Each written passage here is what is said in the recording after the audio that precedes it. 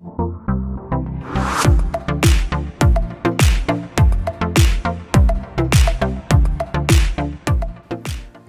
स्वागत है दोस्तों एक बार फिर से जुपिटर चैनल पे। हम आपको विधायिका के तहत राज्यसभा लोकसभा के बारे में विस्तार से बता चुके हैं। इसके साथ ही हमने पिछली वीडियो में विधेयक के बारे में विस्तार से चर्चा की थी।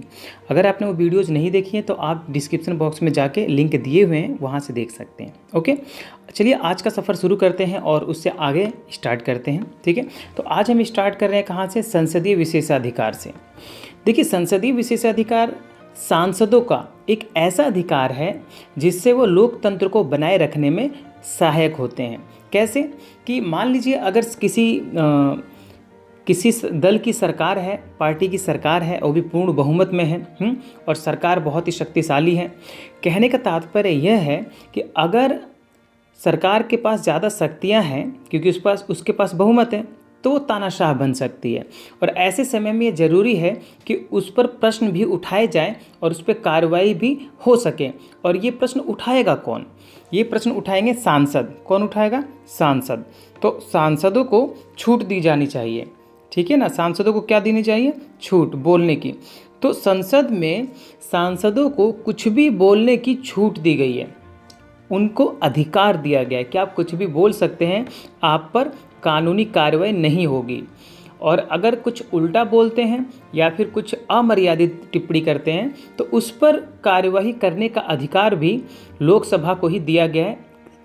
राज्यसभा में उपसभापति को, सभापति उपसभापति को, और लोकसभा में लोकसभा अध्यक्ष और उपाध्यक्ष को। ठीक है, तो सांसद कुछ भी बोल सकते हैं, इसलिए संसद में हल्ला मचाते रहते हैं, कुछ भी बोलते रहते हैं। जबकि ये अधिकार इसलिए दिया गया था ताकि वो इसका उपयोग कर सकें और सरकार के खिलाफ जो नेगेटिव चीज़ें हैं उस पर ध्यान आकर्षित करवा सकें। तो चलिए अब इसके शब्दों में समझते हैं। ये नोट्स मैंने बनाई हैं, आप जो है डिस्क्रिप्शन बॉक्स में जाके क्लिक करके नोट्स पढ़ सकते हैं पूरी। विधायिका में कुछ भी कहने के बावजूद किसी सदस्य के विरुद्ध कोई कानूनी कार्यवाही नहीं की जा सकती है। इसे संसदीय विशेषाधिकार कहते हैं। विधायिका के अध्यक्ष को संसदीय विशेषाधिकार के हनन के मामले में अंतिम निर्णय लेने की शक्ति प्राप्त होती है। याद रखें, अगर आप किसी को गाली दे देते हैं या फिर आप किसी को अमर्यादित टिप्पणी करते हैं तो आप पर केस हो सकता है क्योंकि आप एक आम नागरिक हैं। लेकिन सांसद अगर संसद के अंदर कुछ अमर्यादित भी बोल देता है तो भी उस पर सुप्रीम कोर्ट में या फिर अन्य कोर्ट में मामला दर्ज नहीं करवाया जा सकता क्योंकि वो अधिकार सिर्फ संसद को है। इसलिए इसको संसदीय विशेषाधिकार कहा जाता है। संसदीय विशेषाधिकार सदस्यों को इसलिए दिया गया ताकि वो निर्भीक और बिना सरकार के दबाव में आए अपनी बात को रख सकें। यही मूल कारण था। ओके, तो चलिए बात करते हैं कि भाई कार्यपालिका पर ये जो संसदीय अधिकार है इसका उपयोग करके कैसे नियंत्रण रखा जाता है। तो कार्यपालिका और संसदीय नियंत्रण के साधन क्या क्या हैं उस पर बात करते हैं। आइए, तो संसदीय लोकतंत्र में विधायिका अनेक स्तरों पर कार्यपालिका की जवाबदेही को सुनिश्चित करने का काम करती है। जैसे वो प्रश्न पूछते हैं, वो फिर पूरक प्रश्न या शून्यकाल के दौरान कोई भी सवाल उठा सकते हैं, है ना। तो यह काम नीति निर्माण, कानून या नीति को लागू करने तथा कानून या नीति के लागू होने के बाद वाली अवस्था यानी किसी भी स्तर पर किया जा सकता है। ठीक है, यानी प्रश्न कभी पूछ सकते हैं। मान लीजिए कोई कानून बनाया सरकार ने और उसका पालन उनके क्षेत्र में या फिर उनके क्षेत्र में लागू नहीं है, या ऐसा हो सकता है कि उन्होंने कोई नहर बनवाने का प्रोजेक्ट शुरू करवाया उनके क्षेत्र में, किसी सांसद के क्षेत्र में, और वो सरकार में शामिल नहीं है, यानी कि वो विरोधी पार्टी का है और उसके क्षेत्र में सरकार ने जो है कोई स्कीम चालू करवाई हो और उसको कार्य को समय से पूरा नहीं करवाया है, तो उस पर प्रश्न पूछ सकता है। ठीक है, विधायक का यह काम कई तरीकों से करती, विधायिका, सॉरी यहाँ पे गलती है, अच्छा हुआ यहाँ देख लीजिए, सुधार दूंगा मैं। तो विधायिका यह काम कई तरीकों से करती है। तो भाई कैसे करती है, देखिए। पहला, बहस और चर्चा करके, कि अगर सरकार कोई कार्य कर रही है या नहीं कर रही है या फिर कुछ गलत कर रही है तो उस पर बहस और चर्चा करके विधायिका सरकार पर नियंत्रण रखती है। कानून की स्वीकृति या फिर अस्वीकृति, ठीक है, यहाँ भी थोड़ा गलत है, क्षमा चाहूँगा, यहाँ भी मुझे अस्वीकृति, अभी मैं सही कर दूंगा, ठीक है ना। ये मैं बिना, ये फर्स्ट टाइम मैंने देखा था तो उसके बाद में सेकंड टाइम देखा नहीं, इसलिए ऐसी गलतियाँ हो रही हैं, क्षमा चाहते हैं।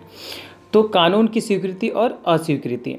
वित्तीय नियंत्रण, वित्तीय नियंत्रण समझ रहे हैं कि सरकार कितना पैसा कहाँ खर्च कर रही है, इसकी जांच के लिए ना एक समिति होती है, ठीक है, और इसके साथ कैग भी है।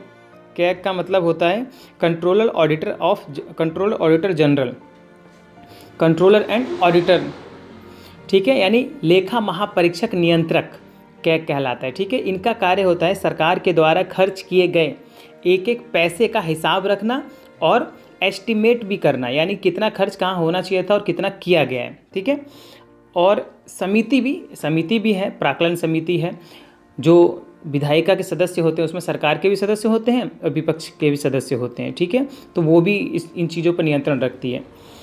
और चौथा है अविश्वास प्रस्ताव के द्वारा। अविश्वास प्रस्ताव तब लाया जाता है जब सरकार के प्रति विधायिका को विश्वास ना रह गया हो, यानी कि हो सकता है कि वो अल्पमत में हो, उसके पास उतने सदस्य नहीं हैं, या फिर किसी मंत्री ने कुछ ऐसा कार्य किया है कि जो सदन में विश्वास के लायक नहीं है। यानी कहने का मतलब यह है कि उसने कोई ऐसा काम कर दिया हो, गलत काम कर दिया हो, जिससे सदन की मर्यादा भंग होती हो या फिर लोकतंत्र को ठेस पहुंचती हो, या फिर अपने पद पर रहते जो कार्य उन्हें करना चाहिए था वो ना करके उन्होंने कोई अलग कार्य कर दिया हो, कुछ भी हो सकता है। ठीक है, यानी नियम और कानून के तहत अगर मंत्री ने जो कार्य करने चाहिए वही किए हैं तो ठीक है, अगर गलत किया है कुछ तो उस पर अविश्वास प्रस्ताव लाया जा सकता है। और आपको समझने की ज़रूरत है कि अविश्वास प्रस्ताव अगर एक मंत्री के खिलाफ भी आ गया, ठीक है, तो क्योंकि मंत्री परिषद सामूहिक रूप से संसद के लिए जिम्मेदार है, जनता के प्रति जवाबदेह है, तो पूरा मंत्रिमंडल इस्तीफा देगा फिर, यानी सरकार गिरेगी तो नहीं, लेकिन सरकार को इस्तीफा देना पड़ेगा, सरकार लोकसभा भंग कर दी जाएगी। ठीक है, तो ये 4 तरीके हैं जिससे विधायिका कार्यपालिका यानी कि मंत्रिपरिषद पर नियंत्रण रखती है। ओके, आइए बात करते हैं कि कौन कौन से वो तरीके हैं जिससे नियंत्रण बनाया जा सकता है। तो कार्यपालिका पर नियंत्रण रखने के साधन प्रश्नकाल है, शून्यकाल है। ठीक है, तो प्रश्नकाल क्या है आइए समझते हैं। 11 से 12 बजे का जो समय बहुत महत्वपूर्ण होता है। संसद के अधिवेशन के समय प्रतिदिन प्रश्नकाल आता है, जिसमें मंत्रियों और सदस्यों के तीखे प्रश्नों का जवाब देना पड़ता है। ठीक है, मंत्रियों और सदस्यों को तीखे प्रश्नों का जवाब देना पड़ता है जो सरकार में शामिल हैं। दोनों सदनों में प्रश्नकाल का समय संसद के प्रारंभ होने के साथ ही प्रारंभ हो जाता है। यहाँ दोनों सदनों का मतलब है राज्यसभा और लोकसभा। प्रश्नकाल 11 से 12 बजे तक होता है। प्रतिदिन दिन में 11 से लेकर 12 बजे तक प्रश्नकाल होता है। इसमें जवाब देना ही पड़ता है मंत्री या फिर सदस्य को जो जिम्मेदार है उसके लिए। अब बात करते हैं शून्यकाल की। तो इसमें सदस्य किसी भी महत्वपूर्ण मुद्दे को उठा सकते हैं, पर मंत्री या सरकार जरूरी नहीं कि उस पर जवाब दें, अन्यथा मंत्री उसका उत्तर देने के लिए बाध्य नहीं है। ठीक है, यही अंतर है प्रश्नकाल में और शून्यकाल में, कि शून्यकाल में मंत्री या फिर सदस्य जरूरी नहीं कि वो जवाब दे, उसे मजबूर नहीं किया जा सकता। ठीक है, जबकि प्रश्नकाल में 10 दिन पहले प्रश्न, देखिए प्रश्न कोई भी जब पूछा जाता है तो उसके लिए उस मंत्री या फिर उस विभाग के सदस्य को समय मिलता है। मान लीजिए मुझे आज एक प्रश्न पूछना है तो मैं आज नहीं पूछ सकता हूँ, मैं मंत्री से प्रश्न तभी पूछ सकता हूँ जब मैंने 10 दिन पहले मैंने सभा में अपना प्रश्न जमा कराया हो, ताकि 10 दिन का समय मिल जाए मंत्री को या फिर सदस्य को और वो उस पर इन्फॉर्मेशन जुटा सके, और उसके बाद वो आपको उसका जवाब 10 दिन बाद देगा, या उससे पहले भी दे सकता है, लेकिन कम से कम 10 दिन का टाइम देना ही पड़ता है। ठीक है, लोकहित के मामले में आधे घंटे की चर्चा और स्थगन प्रस्ताव भी लाने का विधान है। ठीक है, यानी कि लोकहित के मामले पर कोई अगर जनता से संबंधित है तो स्थगन प्रस्ताव भी आ सकता है। ठीक है, प्रश्नकाल सरकार की कार्यपालिका प्रशासक एजेंसी पर निगरानी रखने का सबसे प्रभावी तरीका है। तो ये जो है शून्यकाल, ये भी एक महत्वपूर्ण ऐसा समय है जब सरकार और उसके सदस्यों का ध्यान आकर्षित किया जाता है विभिन्न समस्याओं के तहत। ओके, आइए बात करते हैं कि राज्यसभा और लोकसभा की संसदीय समितियां कौन कौन सी हैं और वो क्या कार्य करती हैं। ठीक है, तो भारत में 1983 में संसद के अस्थायी समितियों की प्रणाली विकसित की गई। ऐसा इसलिए किया गया कि संसद के पास कार्य बहुत ज़्यादा आ जाता था और वो जो है कि उस पर समय बहुत ज़्यादा दे नहीं पाती थी, तो इसलिए समितियों का गठन करके कार्य को थोड़ा बांटा गया। विभिन्न विभागों से संबंधित 24 समितियां हैं। संसदीय समितियों का गठन संविधान के अनुच्छेद 118(1) के तहत किया जाता है।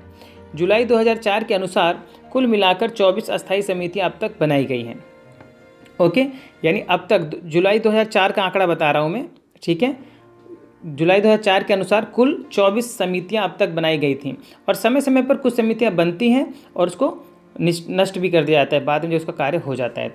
तो देखिए, मुख्य रूप से जो समितियां हैं, संसदीय समितियां, वो 2 प्रकार की होती है। एक तो अस्थायी समिति, दूसरा तदर्थ समिति।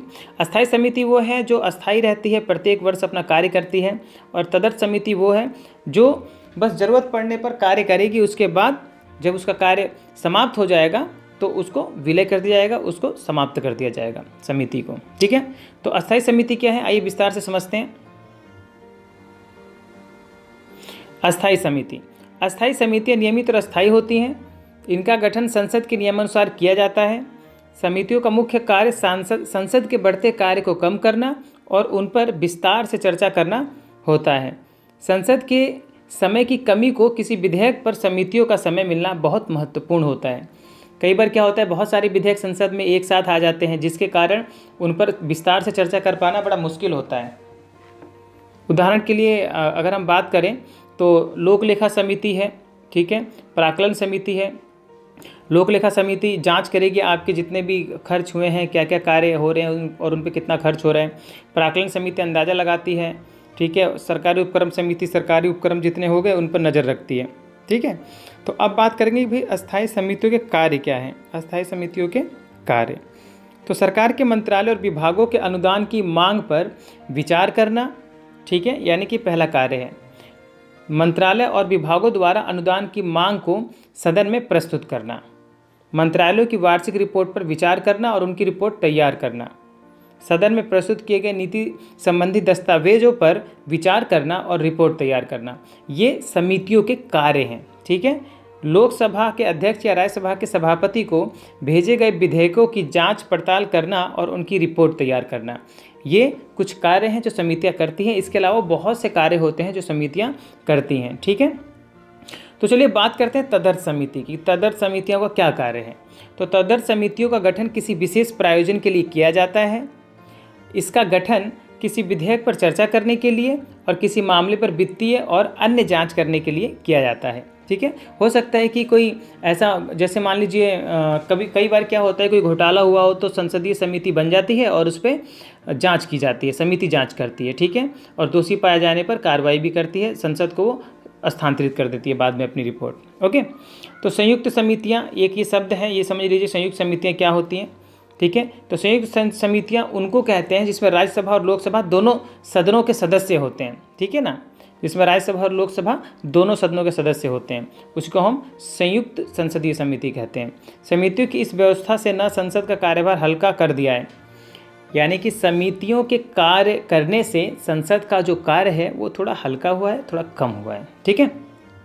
तो आज की वीडियो में इतना ही, और अगली वीडियो में पढ़ेंगे कि दल बदल कानून क्या है और ये कब अस्तित्व में आया और ये चर्चा में कब आया, और इसमें अभी कौन कौन सी ऐसी कमियां हैं जिसका फ़ायदा उठाकर बीजेपी ने मध्य प्रदेश और कर्नाटक में अपनी सरकार बना ली, ठीक है। तो चलिए अब मिलते हैं नेक्स्ट वीडियो में। अगर वीडियो पसंद आई हो तो लाइक और शेयर कर दीजिएगा। तब तक के लिए थैंक यू, बाय बाय, जय हिंद, जय भारत।